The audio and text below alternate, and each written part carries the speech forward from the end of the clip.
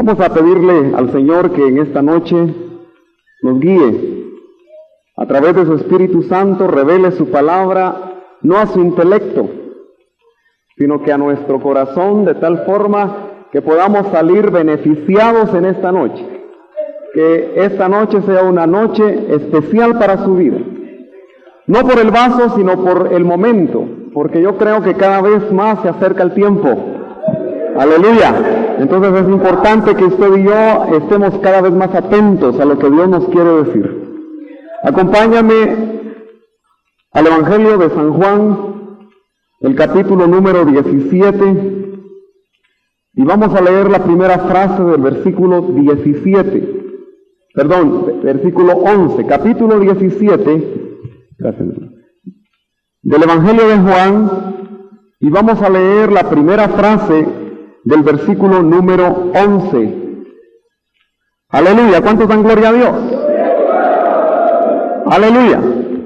Dice así: ya no estoy en el mundo. Ya no estoy en el mundo. Solamente eso vamos a leer, vamos a orar.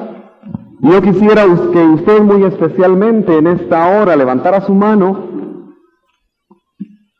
y orara como un solo hombre por nuestro hermano apóstol. Él desde ayer salió en una gira, va a estar en varios retiros y es necesario que usted y yo, a través de la oración, abramos brecha, porque dice que la oración del justo puede mucho.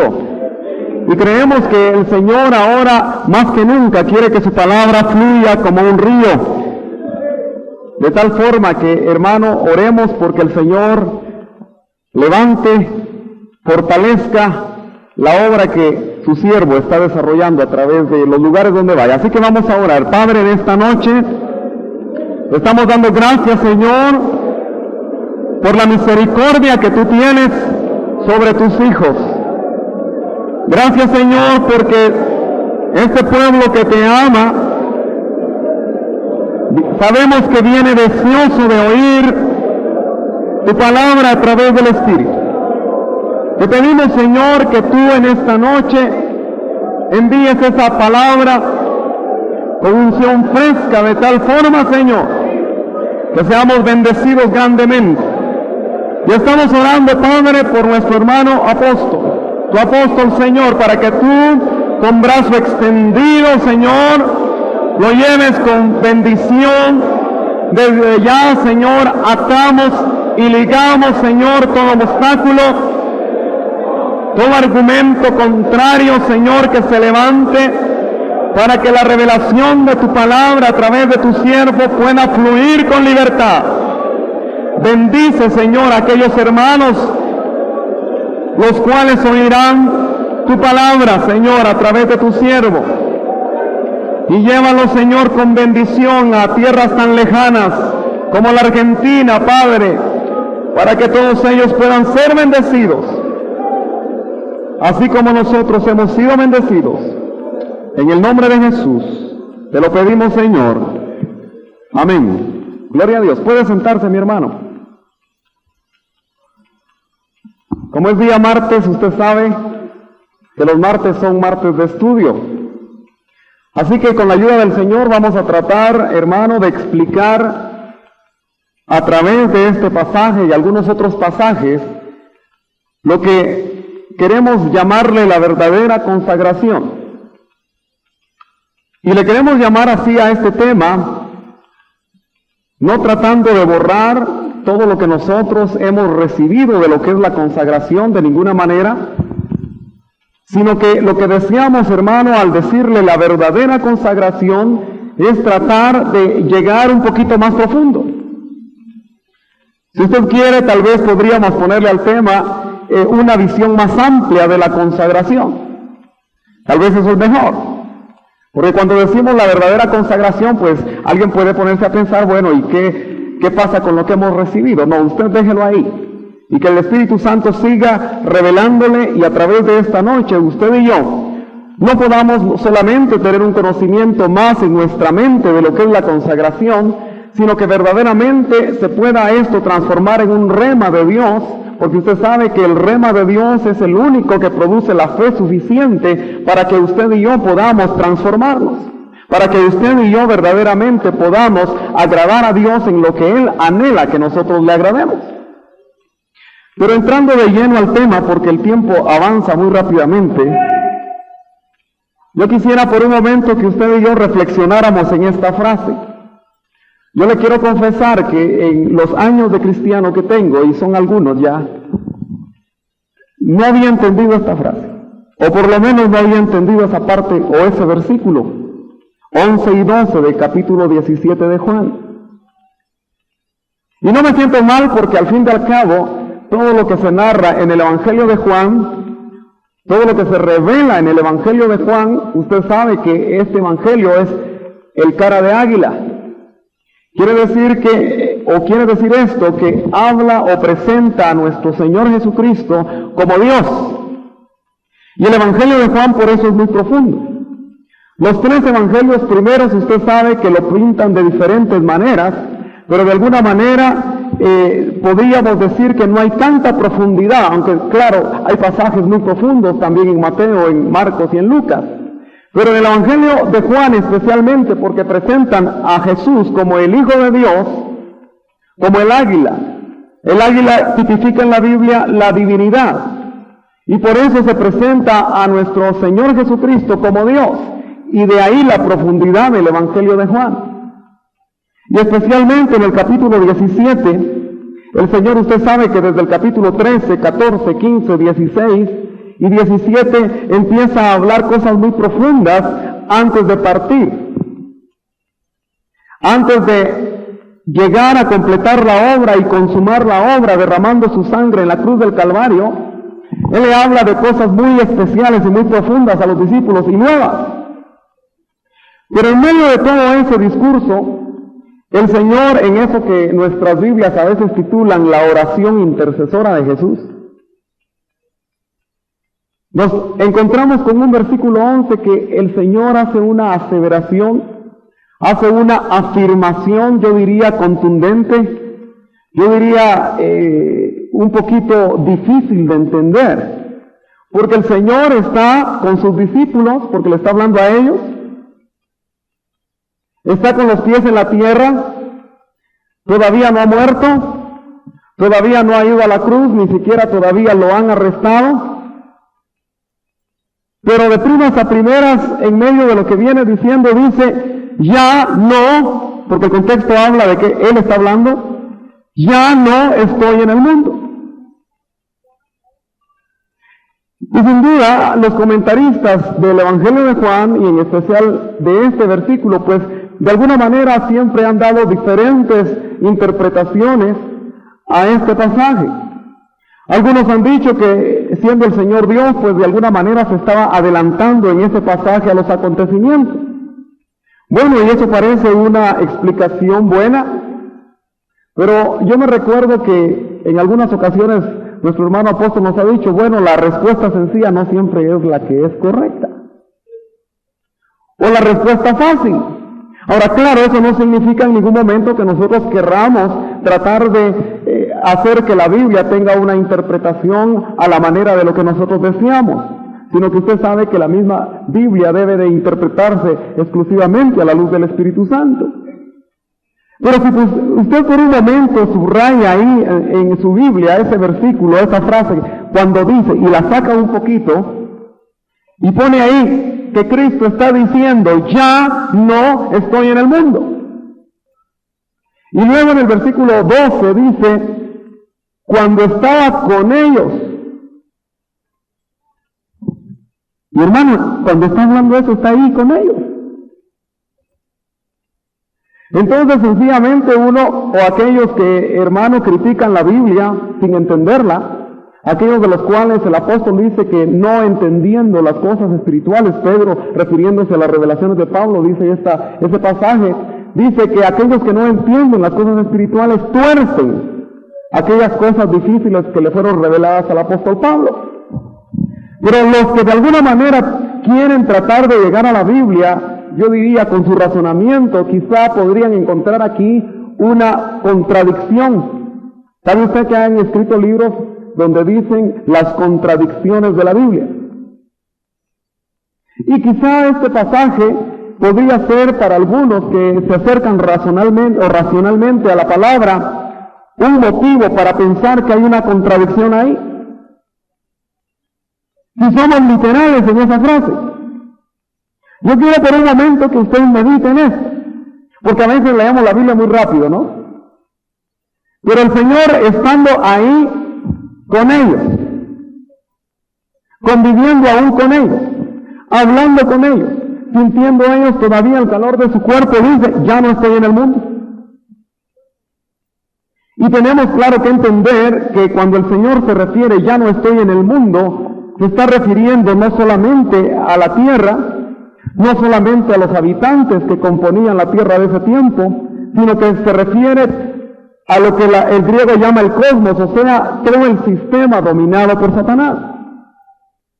Él está diciendo entonces, yo ya no pertenezco a este sistema, yo ya no estoy en este sistema, pero llamativamente está ahí. Y para hacer mucho más clara la idea, en el 12 hace, yo diría, una comparación cuando dice, cuando estaba con ellos, o si usted quiere ver el versículo 11 en la segunda parte, dice, pero ellos, refiriéndose a sus discípulos, sí están en el mundo.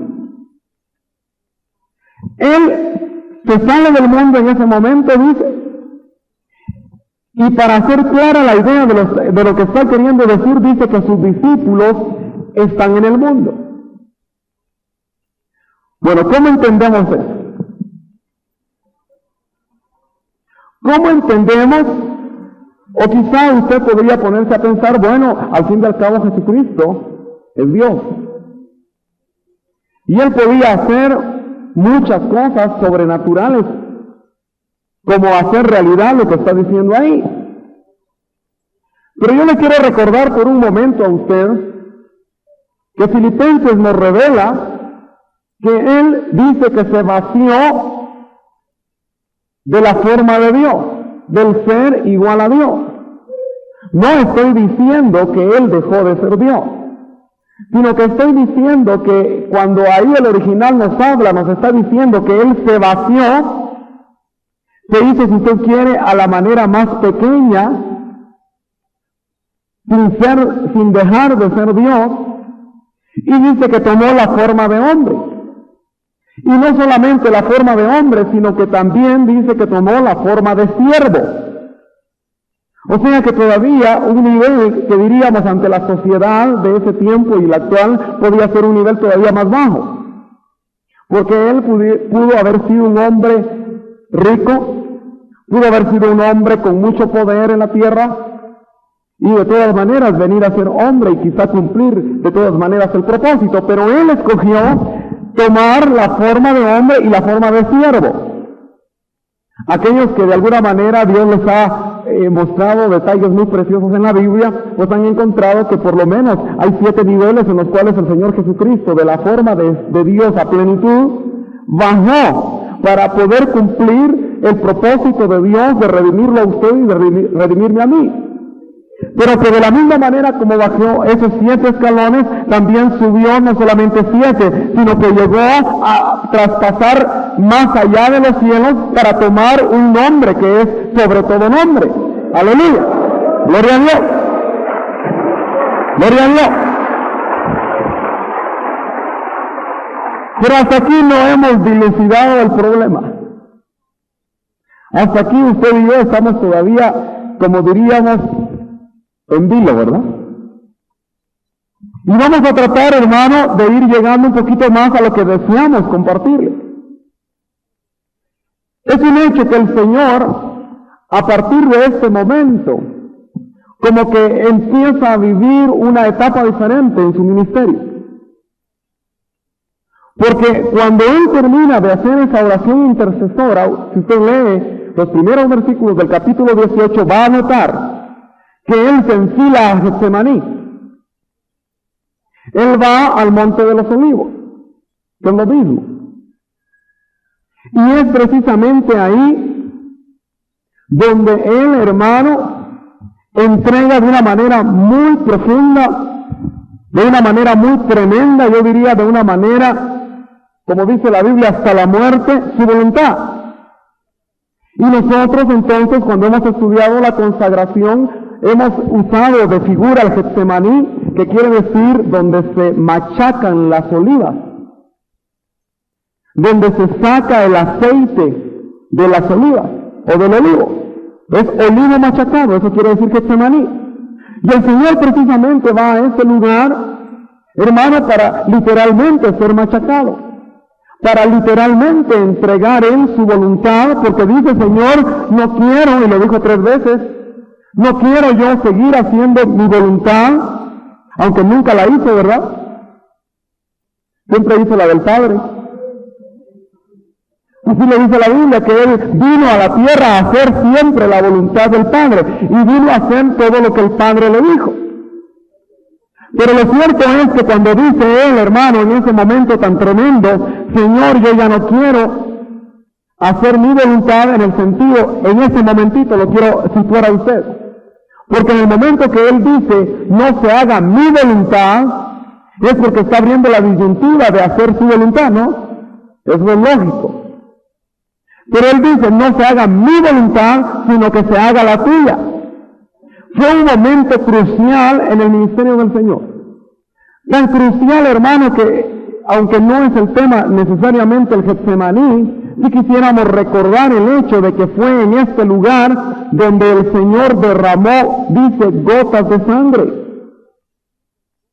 Y los que son médicos o conocen de esto saben que esto habla de una trasvasación, que me parece que se da cuando puede ocurrir, hermano, un derrame o puede, dicen algunos, explotar el mismo corazón. Eso le indica a usted lo que el Señor estaba ahí pasando, la agonía tan tremenda que Él estaba pasando ahí. ¿Por qué? Porque, hermano, Él estaba desde ese momento vislumbrando el final de su misión, que era derramar su sangre en la cruz del Calvario.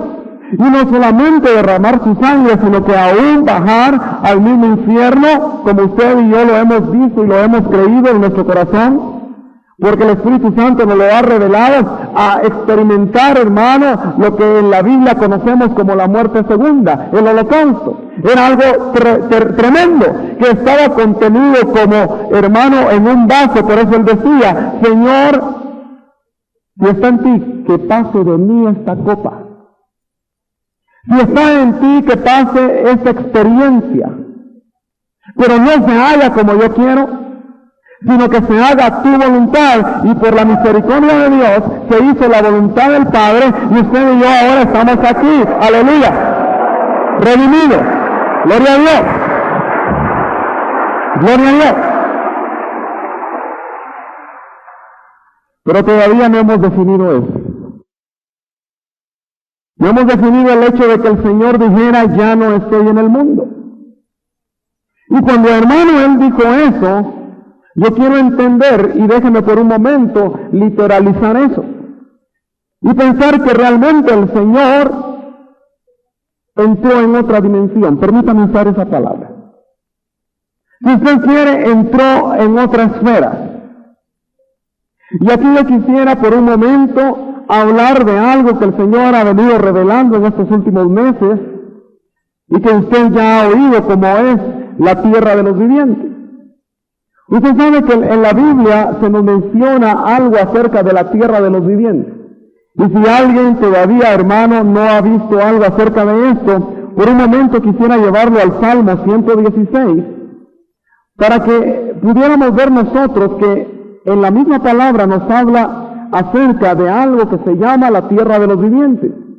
Y que yo quisiera poner esa base, hay muchas más, pero quisiera poner esa base escritural para que usted y yo podamos avanzar un poquito más sobre tierra firme. Capítulo 9 del capítulo 116 y versículo 9, que dice así: andaré delante del Señor en la tierra Y fíjese que los originales dicen en las tierras de los vivientes. ¿Lo vio? Los que tienen versión Las Américas pueden buscar ahí la nota. Y va a ver que dice las tierras de los vivientes. Bueno, ¿qué será eso de las tierras? Yo creía que solo había una tierra. Usted también, ¿verdad? Pero es llamativo que ahí pluraliza y dice tierras de los vivientes. Ahora, el salmista acá dice, andaré delante del Señor en la tierra de los vivientes. Y que yo sepa, David nunca abordó una nave espacial para ir a otro planeta. Pero seguramente David ha de haber vivido experiencias tan tremendas con Dios, que si el apóstol Pablo fue trasladado, y le cuento que no se dio cuenta si fue en el cuerpo o fuera del cuerpo, dice 2 Corintios. Conozco un hombre, dice, que fue arrebatado al tercer cielo, no sé si en el cuerpo o fuera del cuerpo. Y sin duda, David, con las experiencias que tuvo, siendo un hombre conforme al corazón de Dios, pudo haber tenido experiencias muy tremendas, de las cuales quizá la Biblia misma no nos habla tan claramente. Aunque si usted y yo estudiamos los salmos, nos vamos a encontrar con tremendas sorpresas. Pero aquí el salmista dice, andaré delante del Señor en la tierra de los vivientes. Bueno, definamos qué es la tierra de los vivientes entonces. Vamos a decir que la tierra de los vivientes es un lugar, pero también es un estado. Y es un lugar y es un estado que pueden experimentar o al cual pueden ir aquellos que realmente tienen vida. Porque si es la tierra de los vivientes, diríamos que es un lugar, no lo voy a definir dónde está, pero lo cierto es que la Biblia también nos habla acerca de la tierra, del cielo y de los cielos. San Mateo 6, cuando el Señor estaba enseñándole a orar a sus discípulos, nos dice, hágase tu voluntad en el cielo, como también en la tierra. Pero antes dice, Padre nuestro que estás en los cielos.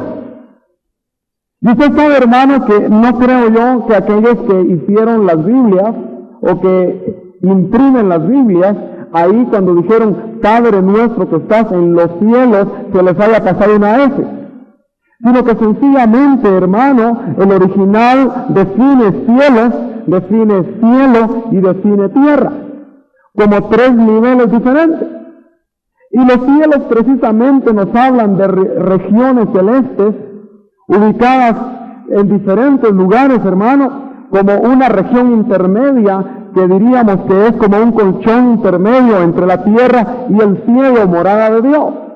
Pero cuando dice Padre nuestro que estás en los cielos, está hablando de la jurisdicción del Padre, actuando y gobernando las esferas celestes como regiones de los vivientes, como la tierra de los vivientes. Pero le dije que en esa tierra tienen que haber vivos.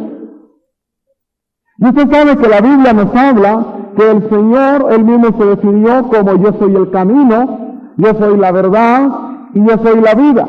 Nadie viene al Padre sino por mí.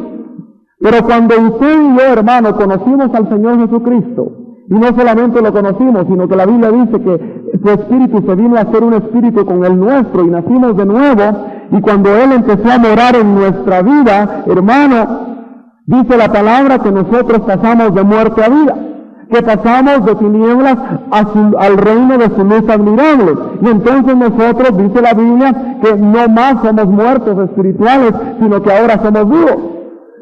Gloria a Dios. Dice Efesios capítulo 2 que usted y yo, hermano, éramos como zombies, éramos muertos porque no teníamos a Jesucristo en nuestra noticia. Y éramos entonces muertos que andábamos caminando. Quiere decir entonces que de alguna manera esta tierra nos habla de una región de los muertos, porque si usted se da cuenta, todavía hay muchos millones de muertos que caminan en esta tierra. ¿Me está entendiendo? Gloria a Dios. Pero es llamativo entender entonces que cuando usted y yo, hermano, recibimos la vida de Dios, pasamos a una esfera diferente. Solo por eso logramos entender que cuando el Señor intercede por nosotros, dice, yo ya no soy de este mundo. Tampoco ellos son de este mundo, aunque están en el mundo.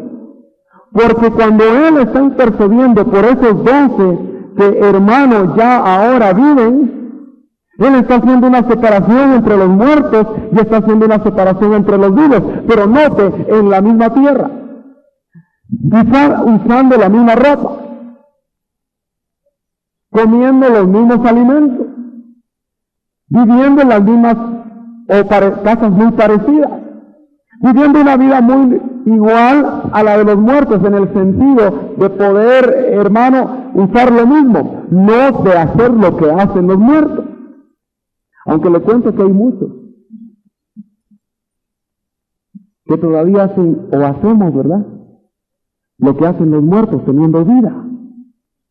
Muy bien, quiero entonces tratar de concretizar el concepto de lo que es la tierra de los vivientes.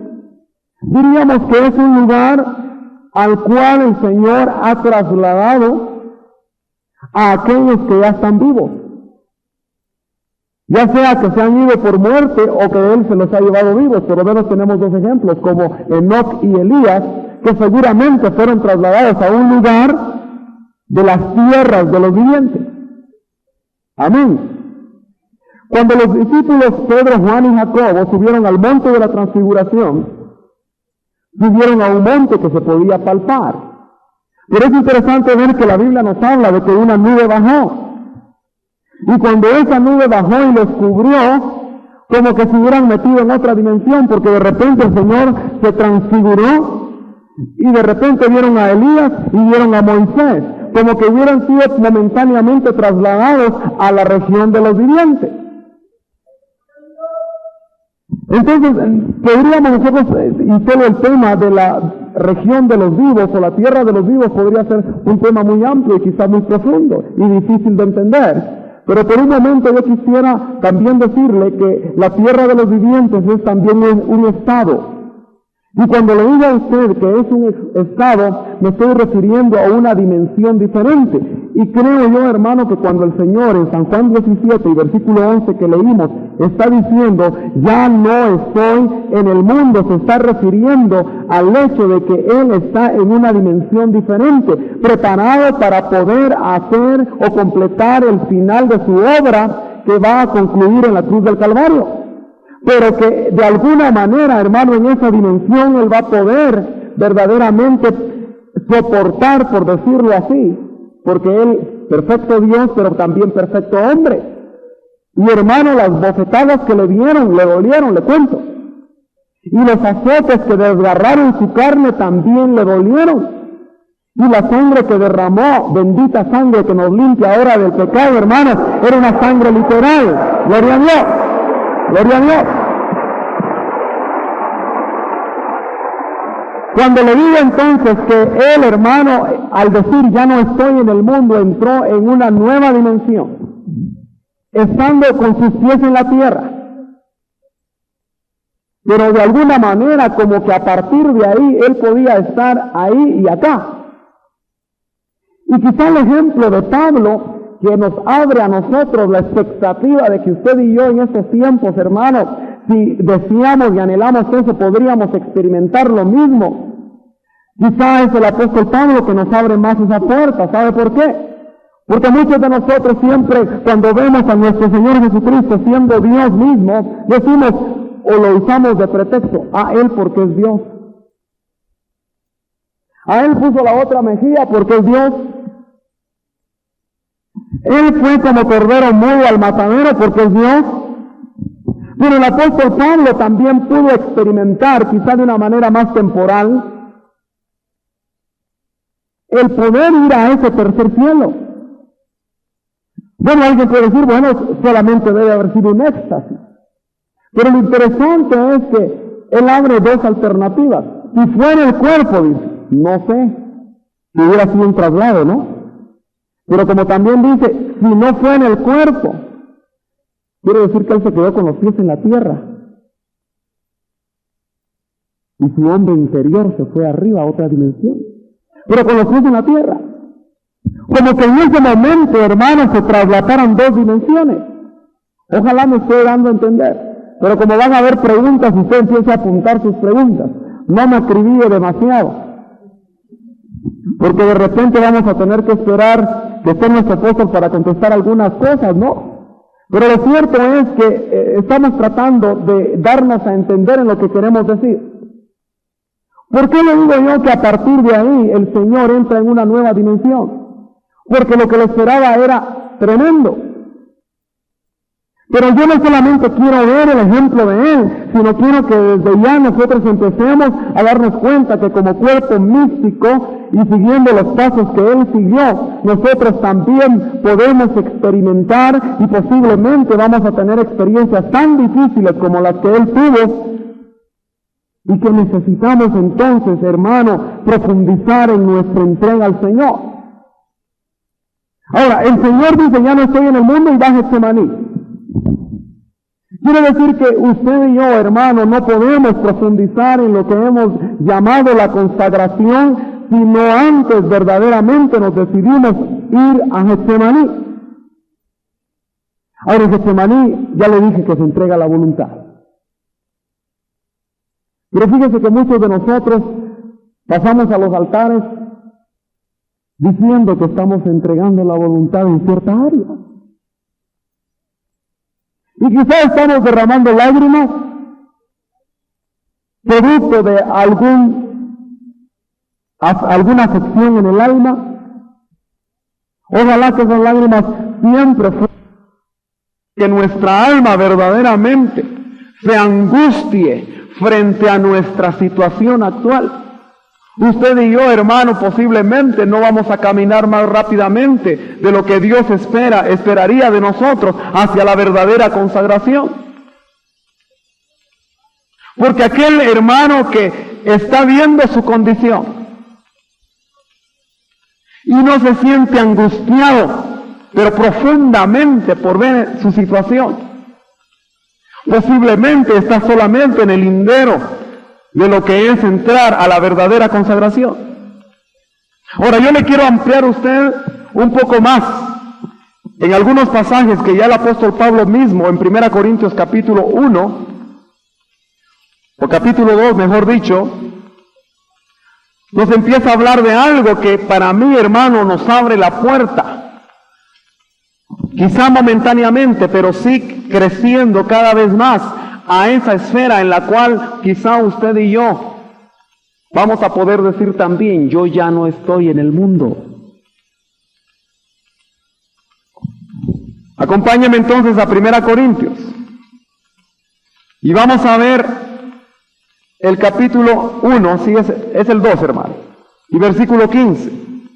Y dice así: en cambio, el que es espiritual juzga todas las cosas, pero él no es juzgado por nadie. Aquí el apóstol Pablo está haciendo una comparación entre el hombre natural que no discierne las cosas espirituales y el hombre espiritual. 2:15 de 1 Corintios leímos. Pero note usted que dice el espiritual, y la palabra griega, hermano, le cuento que no aparece. Usted sabe que el Antiguo Testamento fue traducido al griego. Y en todo el Antiguo Testamento esa palabra que es neumaticón no aparece en todo el Antiguo Testamento, sino que ni siquiera aparece en los Evangelios, sino que aparece a partir del Pentecostés. Porque usted sabe que la iglesia, como una operación especial de Dios, es la única que ha sido la recipiendaria directa del Espíritu Santo para morar dentro. Y a partir de la morada del Espíritu, el hombre de Dios puede ser espiritual, puede ser un neumaticón. Eso no había sido antes, por eso usted y yo, hermanos, somos especiales. Ahora, note usted que aquel que alcanza momentáneamente el ser espiritual, dice que es un hombre que juzga todas las cosas y no es juzgado de nadie. Ahora, ¿se imagina usted juzgando todas las cosas? ¿Se imagina usted, hermano, que eso se haga realidad total en un momento? Y que cada vez más no solamente sean momentos, sino que sean más tiempo. Y que a medida que avanza y que el Señor se acerca, usted, hermano, se entrega cada vez más y yo nos entregamos cada vez más. Y notamos que siendo espirituales, llenos del Espíritu, somos personas que podemos juzgar todas las cosas. ¿No le parece que eso es como salirse un poco de esta esfera? Fíjese que usted y yo, hermano, andamos diariamente, trabajamos y hacemos todas las cosas cotidianas y anhelamos en nuestro corazón ser guiados por el Espíritu Santo, ¿no es cierto? Pero muchas veces, hermano, andando carnalmente, nos encontramos que muchas de nuestras decisiones o muchos de nuestros juicios o muchas de nuestras ideas sencillamente nos meten en grandes problemas. Y encontramos, hermano, que no podemos discernir por qué estamos actuando de esta o de aquella manera y por qué no logramos entender qué es lo que hay en el alma. Fíjese que David oraba: Señor, líbrame aún de los pecados que me son ocultos. Pero si el espiritual juzga todas las cosas, porque le cuento que el espiritual es aquel que se ha dejado llenar totalmente del Espíritu Santo, y el Espíritu Santo dice que discierne lo profundo del corazón de Dios, y dice la palabra que Dios escudriña lo profundo del hombre, y que delante de Él están desnudas todas las cosas. Y si el Espíritu Santo está ahí, y usted está lleno, hermano, usted va a entender lo que está pasando dentro de su vida. Aleluya, gloria a Dios, gloria a Dios, aleluya. Bendito sea el Señor. Y eso es lo que usted y yo necesitamos, la luz del Espíritu, para poder entender qué es lo que todavía no está agradando a Dios. Y yo creo que esa oración de David posiblemente ya no la vamos a tener que hacer, sino que vamos a decirle al Señor: Señor, líbrame de este pecado. Y no decir: líbrame de este pecado oculto, porque nos ha sido revelado a través de la luz del Espíritu. Gloria a Dios. Y dice: no es juzgado de nadie. Yo quiero entender que ese versículo 15 está hablando de una persona que se sale de lo natural. Yo quiero entender entonces que el espiritual, hermano, aquel que anhela andar agradando a Dios y dejando que el Espíritu Santo lo controle, es una persona que se sale de su esfera. Y en ese momento creo que la tal persona puede decir: yo ya no estoy en el mundo, yo ya no pertenezco a este sistema. Puede hacer realidad eso en toda la magnitud de la palabra. Gloria a Dios. Y eso es algo que usted y yo podemos alcanzar hoy, hermano. Y que de alguna manera creo yo que lo vamos a necesitar, como el Señor lo necesitó para poder enfrentar lo que venía. Pero rápidamente veamos por qué o qué fue lo que el Señor experimentó. Usted sabe que estuvo en Getsemaní y de alguna manera ahí agonizó, pero ganó ahí la batalla. Ahí en Getsemaní el Señor ganó la batalla, porque usted sabe que de alguna manera tuvo que haber habido una oposición tremenda de parte del enemigo, que ya antes le había ofrecido: no vayas a la cruz, yo te voy a dar lo que tú quieres, pero no vayas a la cruz. Le había mostrado un camino más fácil. Pero lo tremendo de esto es que después de Getsemaní, inmediatamente de haber entregado su voluntad y estar dispuesto a hacer la voluntad del Padre, vienen los soldados romanos. Pero yo quisiera, hermano, entender y ponerme por un momento en los pies del Señor. Cuando le quiero decir esto, es que me quisiera poner un momentito en su lugar. Entiéndame bien, ¿verdad? ¿Me está entendiendo, verdad? Gloria a Dios. ¿Qué sentiría él de ver a los soldados que venían? Pero eso no era lo difícil para él. sino que venía un hombre al cual le había dedicado 3 años y medio. Y aun cuando él sabía que venía perdido, de todas maneras no había hecho acepción de personas con él. Pero viene ahí en medio de los soldados Judas. Y el Señor tuvo que experimentar la traición. Ahora, fíjense que usted y yo, hermano, quizá nos estamos enfrentando a traiciones. O quizá nos vamos a enfrentar a traiciones. De la misma manera como el Señor se enfrentó a traiciones. ¿Y cómo va a enfrentar usted esa traición? Si a veces no sabemos ni cómo enfrentar cuando algún hermano viene molesto con nosotros y nos hizo una cara seria, o se le olvidó saludarnos, o nos regañó el discipulador, o nuestra cabeza nos llamó la atención. No sabemos a veces ni qué hacer con eso.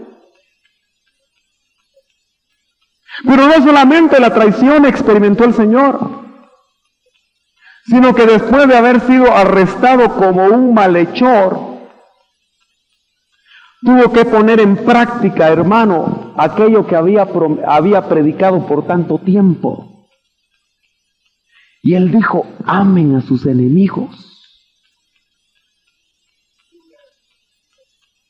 Y uno de sus enemigos, hermano, al cual Pedro le corta la oreja, él hace realidad lo que predicó, sanándole la oreja. Ahora, ¿qué haría usted con uno que le traiciona? No me responda, solo póngase a meditar por un momentito. ¿Cómo estará su alma y cómo estará la mía si tuviéramos en nuestras manos a nuestros enemigos? ¿Será que los vamos a amar? ¿Será que estamos amando a nuestros enemigos, hermano? ¿O será una bonita frase, amen a sus enemigos? ¿Será solo eso? ¿Será una verdad inalcanzable? ¿O será algo que verdaderamente el Hijo de Dios puede poner en práctica? Yo le quiero decir que sí se puede poner en práctica. Pero para poner en práctica, Dios tiene que haber hecho algo tremendo en su vida y usted haberse dejado que Dios hiciera eso. Pero no solamente le pasó eso al Señor, sino que después usted sabe que fue llevado a diferentes lugares donde alguien lo abofeteó. Que yo sepa, nadie antes había abofeteado al Señor y le debe haber dolido. ¿Cómo está usted, hermano? ¿Su alma aguantaría una bofetada? ¿Aguantaría una bofetada? ¿Pondría usted de buena gana la otra? Mire, hermano, el Evangelio es práctico. Y estamos nosotros siguiendo a alguien del cual decimos, hermano, a voz en cuello, que queremos seguir sus pisadas. Y quizá algunos de nosotros, o muchos de nosotros, tengamos que experimentar eso. O a veces experimentamos bofetadas no físicas, ¿verdad? Porque por ahí dicen que hay bofetadas que no son físicas, que duelen más, ¿verdad? ¿Y cómo las está usted recibiendo? Pero no solamente quedó ahí todo, sino que el Señor, hermano, cuando ya quedó como víctima de los soldados romanos, usted sabe que lo azotaron. Pero la Biblia en Isaías, profetizando lo que iba a ser esa experiencia tan tremenda para el Cordero de Dios que iba a venir a quitar el pecado del mundo, dice: como cordero mudo, no abrió su boca.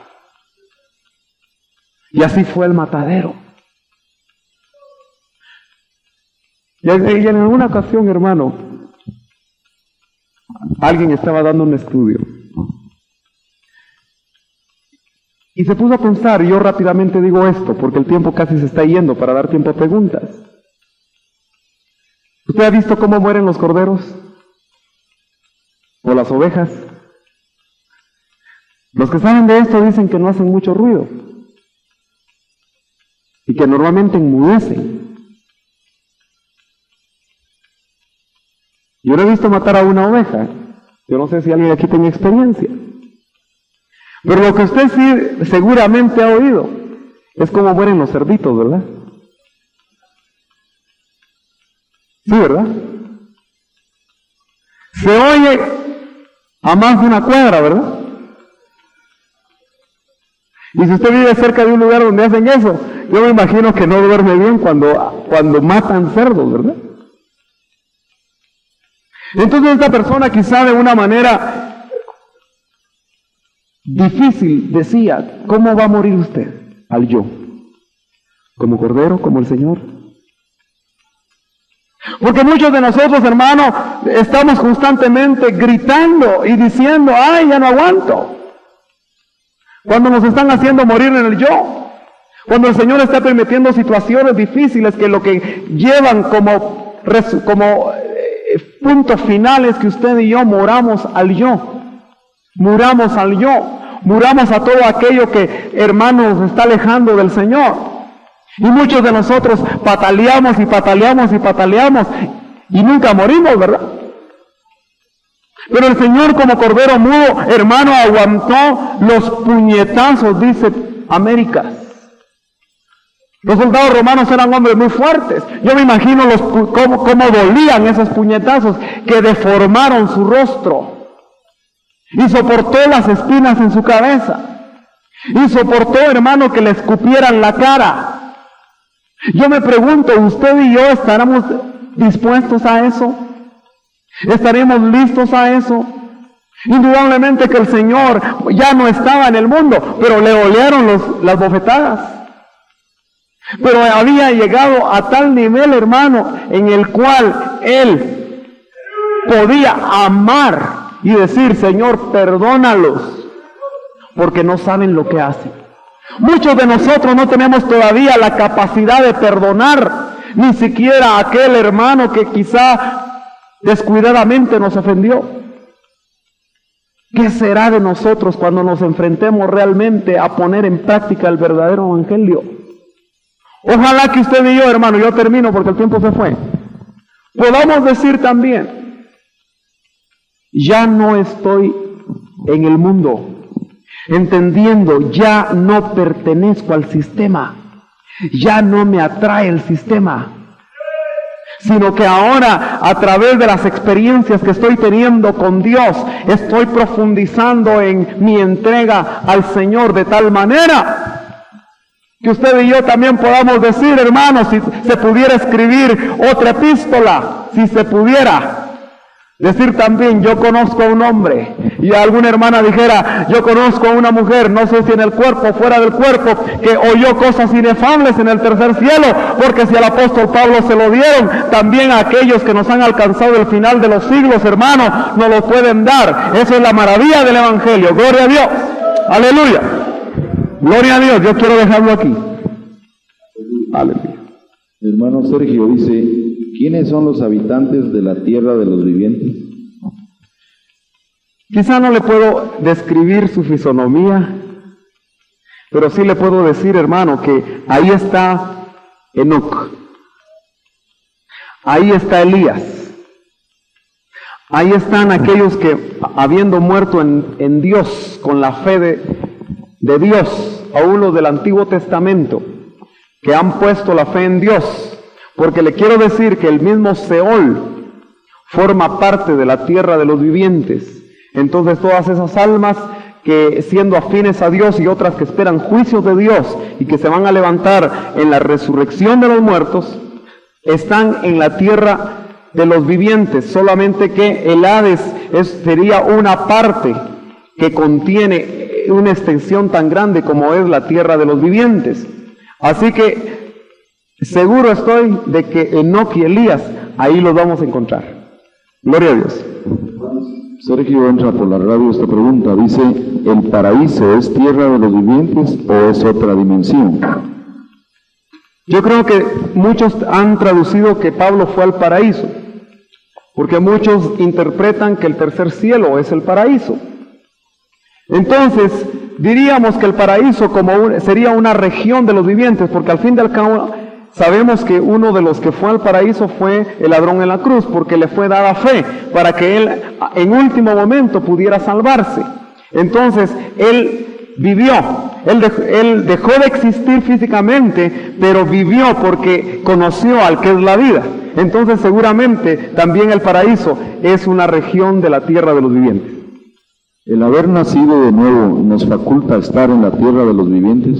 Yo digo que sí, hermano, pero nos faculta legalmente, porque hemos visto que si usted y yo nos dejamos controlar por el Espíritu Santo, entonces, hermano, porque le dije, es un estado y es una región.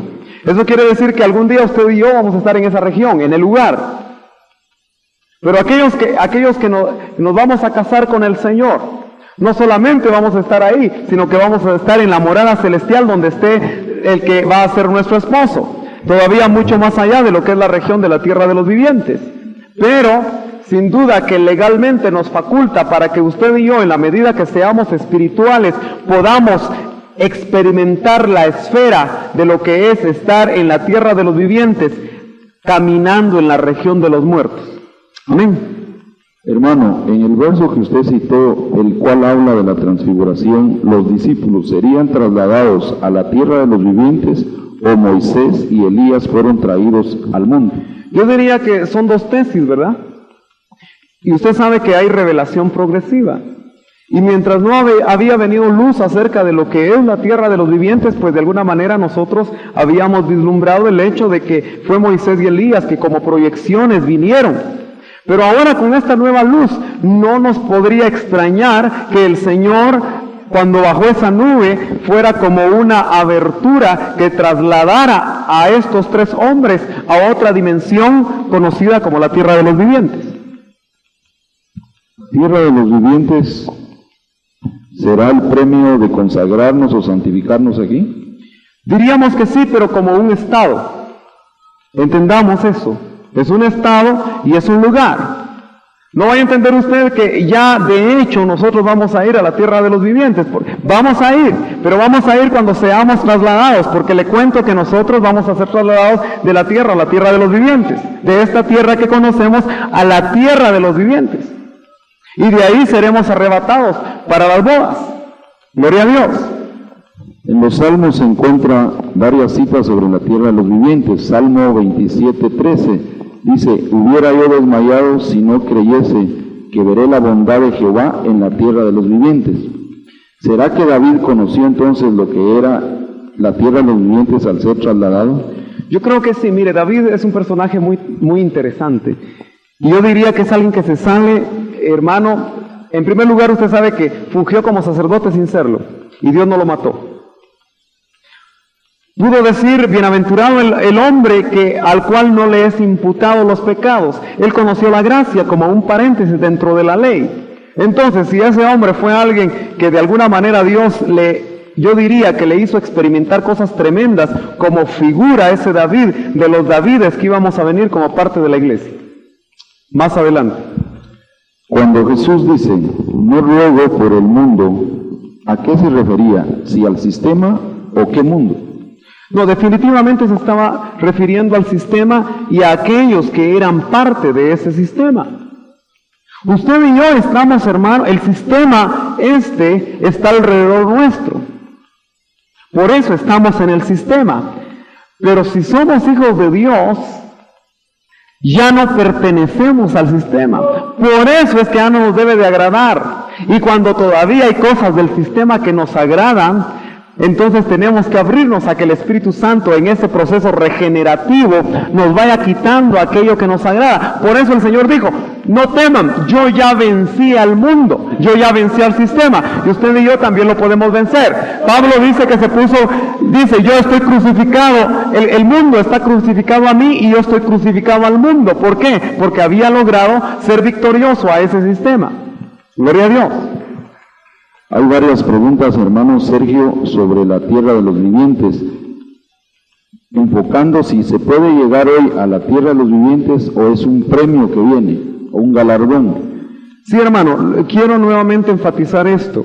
Yo considero, que cuando usted y yo, buscando al Señor, pero no le quiero hablar de formas que se pueden volver ritos, sino que cuando un corazón contrito y humillado, sincero delante de Dios, anhela en su corazón agradar a Dios y enfila todo ese anhelo hacia esto, verdaderamente esa persona se está consagrando y está dejando que el Espíritu Santo lo controle, lo guíe y produzca frutos, engendre frutos en él.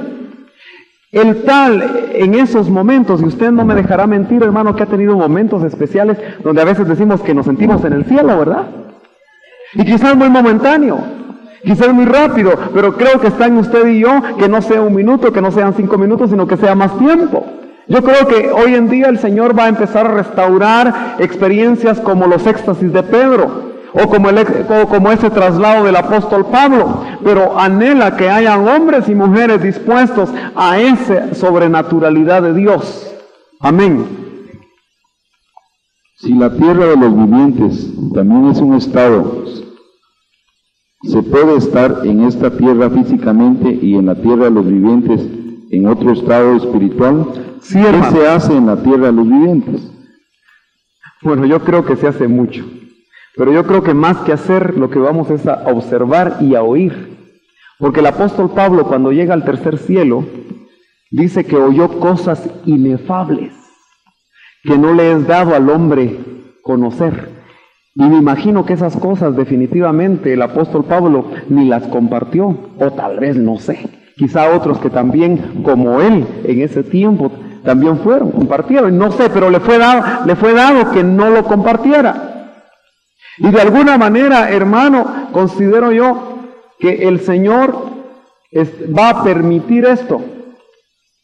Pero no le puedo explicar exactamente qué se hace ahí, pero yo creo que se oye mucho. Y Dios revela muchas cosas. Y Dios prepara. Imagínese usted, si usted está a punto de que lo maten por el Evangelio y le dan un colacito allá, usted va a venir, hermano, pero poniendo hacia el pecho, ¿verdad? ¿Por qué? Porque el Señor le ha dado una experiencia tan tremenda, incluso ya como le decían al apóstol Pablo, ¿verdad? Cuando estaba a punto de naufragar, le dijeron, es posible que ese ángel haya estado en una esfera, porque mire, el apóstol Pablo no llevaba una suite ahí en ese barco, ¿verdad? Aparte que el barco ya se estaba partiendo en muchos pedazos, pero dice que bajó un ángel. Y sin duda el apóstol Pablo tuvo que estar en una esfera donde pudiera oír al ángel y entenderlo. Y le dijo, mira, no te preocupes, porque ninguno va a perecer. Y el apóstol Pablo se empezó a comer, ¿verdad? Porque antes de eso ni había comido. Porque hacía caballo, pues, cualquiera, ¿verdad? Hermano Sergio, el diácono Esteban estuvo en esta dimensión de la tierra de los vivientes cuando murió. Yo creo que lo que nosotros hemos conocido como el cuerpo de exaltación, que lo hemos visto muy claramente en Esteban, precisamente Esteban ya estaba en esa esfera. Y por eso, y yo diría que posiblemente ese sería un estado casi final, donde le fue dado un cuerpo de exaltación, donde él pudo, hermano, no en este pellejo, ¿verdad? Sino que preparado por Dios soportar las pedradas, porque hicieron un montículo de piedra sobre él y todavía decir, perdónalos porque no saben lo que hacen.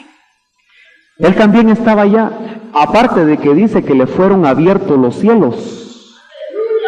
¿Qué vería? Definitivamente él ya había sido trasladado. Yo diría, ya no estaba él, porque así como el Señor dijo, bueno, yo me voy antes de que me quiten la vida, ¿verdad? Usted sabe que a él no lo mataron, no le quitaron la vida, sino que él la entregó. Esteban hizo lo mismo. La última piedra ya no estaba Esteban, o quizá desde la primera ya no estaba. Un pariente cristiano acaba de fallecer. ¿Él puede ser que esté en la tierra de los vivientes? Si entendemos que él quizás es dar un consejo para... Sí, definitivamente, hermano, la Biblia es muy enfática de que no es abominación a Dios hablar con los muertos, ¿sí? Pero definitivamente tenemos que decir que si el Seol es parte de la tierra de los vivientes, pues de alguna manera en ese sentido podemos decir que está ahí. Ahora, que se puede establecer comunicación con Él, eso es abominación a Dios. Que la Biblia nos habla de que los muertos en Cristo van a resucitar primero y que luego nosotros que estamos vivos seremos transformados, y que se nota que hay un lapso de tiempo entre esos dos acontecimientos que van a permitir algún tipo de comunicación, pero hasta que sea la resurrección de los muertos. No ahorita, hermano, no ahorita. Ya no estamos en la radio, pero por si alguien oye este estudio, ¿verdad? Porque en algún tiempo usted sabe que nos criticaron diciendo que nosotros estábamos diciendo, valga la redundancia, que los muertos ya habían resucitado y que estaban hablando con nosotros. Pero cuando se dé ese acontecimiento, sin duda que va a haber una interrelación que va a permitir, hermano, que ellos, dice, no sean perfeccionados aparte de nosotros, sino que juntamente seamos transformados y arrebatados. Gloria a Dios. Objetada física.